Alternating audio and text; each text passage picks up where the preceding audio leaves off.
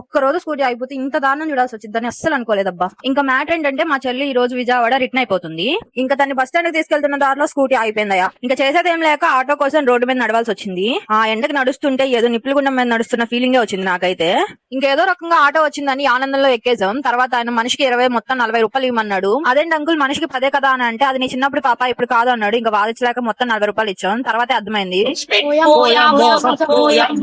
జీవితంలో plastic bottle కోసం నేను ఇన్ని తిప్పలు పడాల్సి వచ్చిందని నా లైఫ్ లో అస్సలు అనుకోలేదు. ఎందుకంటే నేను వెళ్ళేటప్పుడు పెట్రోల్ తీసుకెళ్లాలి. ఆ పెట్రోల్ తీసుకెళ్లాలంటే నా దగ్గర ఖచ్చితంగా ఒక బాటిల్ ఉండాలి. ఆ బాటిల్ కోసం వెతుకుతుంటే ఒక ఆంటీ అప్పుడే వాటర్ తాగి బాటిల్ పడేసింది. ఆంటీ నాకు ఆ బాటిల్ ఇస్తారా అంటే ఆ ఆంటీ నన్ను కింద నుంచి పైదాకా 3 సార్లు చూసి మరి ఆ బాటిల్ ఇచ్చింది నాకు. ఇంకా ఆ బాటిల్ లో పెట్రోల్ పట్టుకొని రిటర్న్ మళ్ళీ ఆటోలోనే వెళ్ళిపోయా. ఈసారి ఆటో అన్న మాత్రం నా దగ్గర 10 రూపాయలు తీసుకున్నాడబ్బా. ఇంకా రిటర్న్ వచ్చినప్పుడు నేను ఒక్కదాన్ని రోడ్డు మీద నడుచుకుంటూ వస్తుంటే నాకు లిటరల్లీ చాలా భయం వేసింది. ఎందుకంటే ఒక్క మనిషి కూడా కనిపించట్లేదు. ఎంత సైలెంట్ గా ఉందో మీరో చూడండి ఒకసారి. ఇంకా రీల్స్ ఎఫెక్ట్ వల్ల నా వెనక ఏ బైక్ వచ్చినా భయపడుతూనే వచ్చా. ఇంకా ఫైనల్లీ స్కూటీలో పెట్రోల్ పోసి ఇంటికి రిటర్న్ అయిపోయా. మీరు కూడా ఫాలో చేసి వెళ్ళిపోండి అబ్బా ప్లీజ్.